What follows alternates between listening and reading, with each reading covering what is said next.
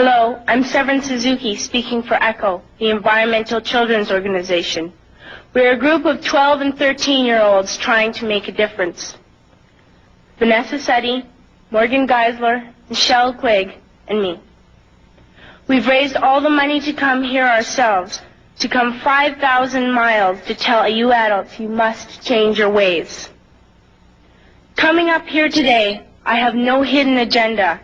I am fighting for my future. Losing my future is not like losing an election or a few points on the stock market. I am here to speak for all generations to come.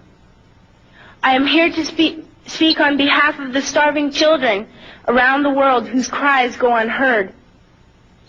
I am here to speak for the countless animals dying across this planet because they have nowhere left to go.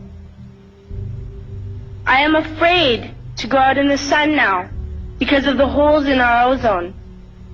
I am afraid to breathe the air because I don't know what chemicals are in it. I used to go fishing in Vancouver, my home, with my dad, until just a few years ago we found the fish full of cancers. And now we hear of animals and plants going extinct, every day vanishing forever. In my life, I have dreamt of seeing the great herds of wild animals, jungles and rainforests full of birds and butterflies. But now I wonder if they will even exist for my children to see. Did you have to worry of these things when you were my age? All this is happening before our eyes, and yet we act as if we have all the time we want and all the solutions. I'm only a child, and I don't have all the solutions. I want you to realize, neither do you. You don't know how to fix the holes in our ozone layer. You don't know how to bring the salmon back up in a dead stream. You don't know how to bring back an animal now extinct. And you can't bring back the forest that once grew where there is now a desert. If you don't know how to fix it, please stop breaking it. Here, you may be delegates of your government, business people, organizers, reporters, or politicians, but really, your mothers and fathers, sisters and brothers, aunts and uncles, and all of you are someone's child. I'm only a child, yet I know we are all part of a family, 5 billion strong, in fact, 30 million species strong. And borders and governments will never change that. I'm only a child, yet I know we are all in this together and should act as one single world towards one single goal.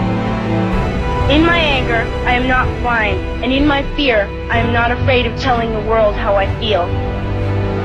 In my country, we make so much waste. We buy and throw away, and yet northern countries will not share with the needy. Even when we have more than enough, we are afraid to share. We are afraid to let go of some of our wealth. In Canada, we live the privileged life, with plenty of food, water, and shelter. We have watches, bicycles, computers, and television sets. The list could go on for 2 days. 2 days ago, here in Brazil, we were shocked when we spent time with some children living on the streets. This is what one child told us. I wish I was rich. And if I were, I would give all the street children food, clothes, medicines, shelter, and love and affection. If a child on the streets who has nothing is willing to share, why are we who have everything still so greedy? I can't stop thinking that these are children my own age, that it makes a tremendous difference where you are born.